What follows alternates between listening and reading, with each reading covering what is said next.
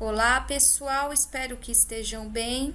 Vamos para mais uma aula aqui no ambiente virtual e o tema de hoje é a epistemologia da educação física. Eu já deixei disponível para vocês um texto do Walter Brath com o mesmo título, a epistemologia da educação física, e disponibilizei também um segundo texto do Vitor Marinho de Oliveira, denominado de Educação Física é Ciência. Este capítulo de livro do Vitor Marinho de Oliveira está no seu livro O que é Educação Física, tá bom? Então, façam a leitura desses dois textos e também podem se aprofundar fazendo a leitura do livro O que é Educação Física. Tá bom? Reforço o nome do autor, é o Vitor Marinho de Oliveira. Não é um livro difícil de se encontrar e quando retornarmos, vocês podem verificar se há este livro na biblioteca da universidade, ok? Então, vamos começar. Sobre o termo epistemologia, eu trago para vocês um conceito do dicionário de filosofia. Então, o que é epistemologia? É a disciplina que toma as ciências como objeto de investigação, tentando reagrupar a crítica do conhecimento científico, a filosofia das ciências, a história das ciências. Ela se interessa pelo problema do crescimento dos conhecimentos científicos. Então, vocês podem buscar em outras fontes para ampliarem o conceito de epistemologia, e essa disciplina é uma disciplina prioritariamente da filosofia, tá bom?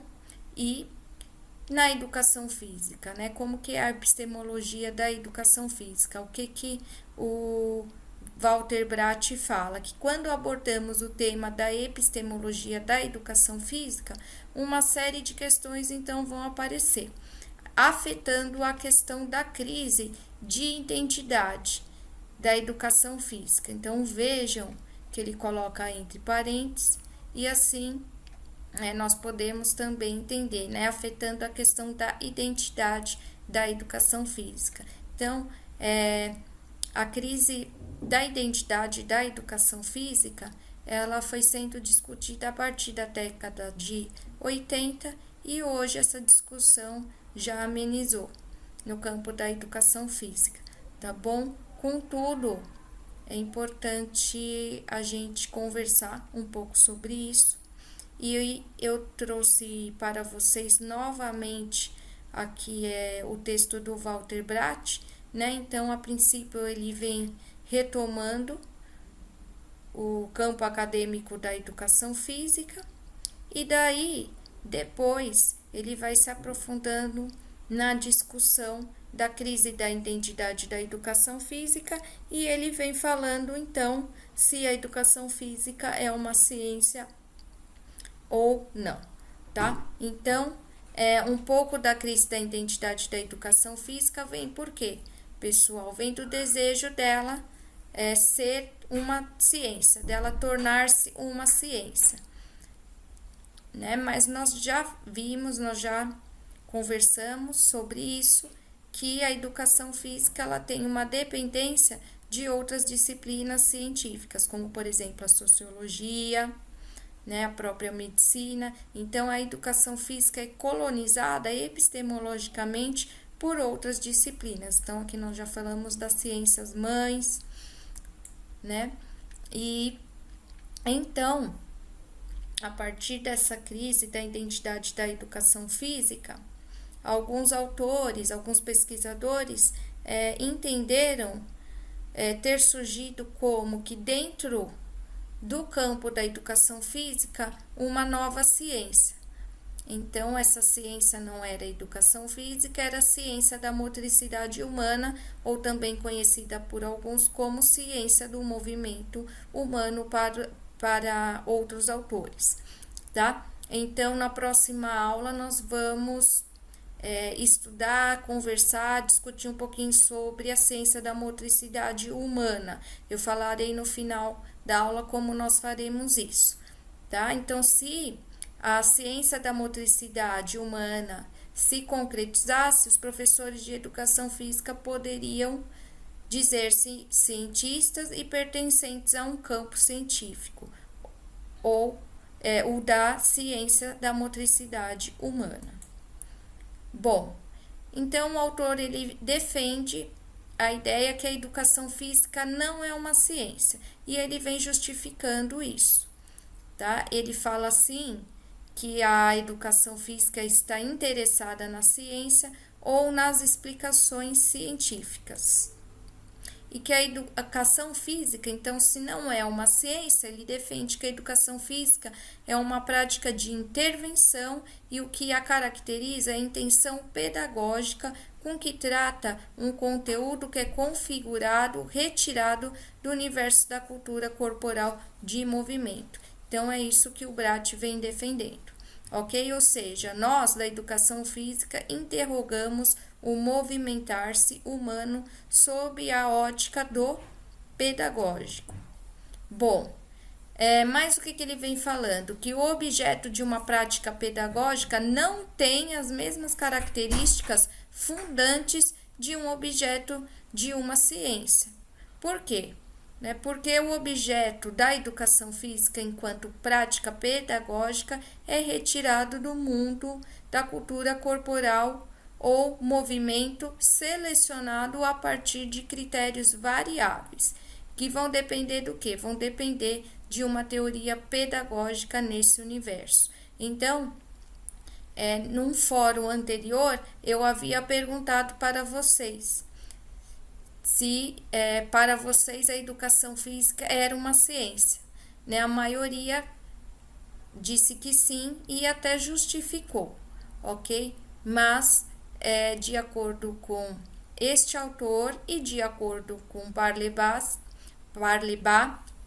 tá? Ele também entende que a educação física não é uma ciência, e sim uma pedagogia das condutas motrizes. Tá? Ele entende como objeto, então, específico da educação física as ações motrizes. Inclusive, vocês podem pesquisar na internet, tem muitos textos de Barlebas, tá bom?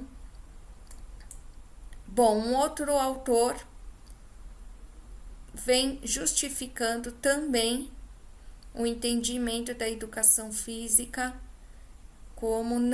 como ela não sendo uma ciência. Então, Gamboa, em 1994, situa a educação física no âmbito do que chama de novos campos epistemológicos, pois, superando a perspectiva de ciência aplicada, tem como característica ser uma ciência da e para a ação educativa, ou uma ciência da ação como pedagogia. Então, vejam aí a semelhança desse discurso aqui do Gamboa com o discurso do Bratt. O autor considera que o eixo da sistematização científica e o que lhe fornecer especificidade é o movimento ou ação do corpo humano, que é a motricidade.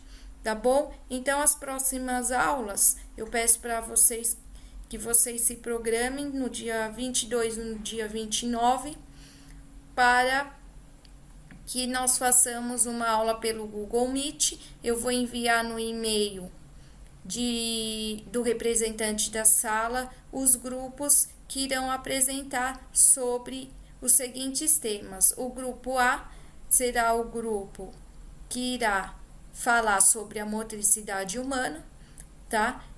Eu fiz essa divisão para facilitar a nossa aula, então não necessariamente vocês precisam trabalhar em grupo, mas cada aluno deverá pesquisar sobre a motricidade humana. Eu deixarei também um texto, mas cada aluno, além de ler esse texto, deverá pesquisar outros textos sobre a motricidade humana e ler também, tá? Então, o grupo A é o grupo em que os alunos irão pesquisar sobre a motricidade humana. e no dia 22, todos os alunos, tanto do grupo A quanto do grupo B, nós vamos nos encontrar virtualmente pelo Google Meet, e o grupo, então, A deverá, cada aluno que fará parte desse grupo, deverá falar um pouquinho sobre o que encontrou da motricidade humana, tá bom? E o grupo B ficará para o dia 29/5 e deverá pesquisar um outro tema sobre corporeidade.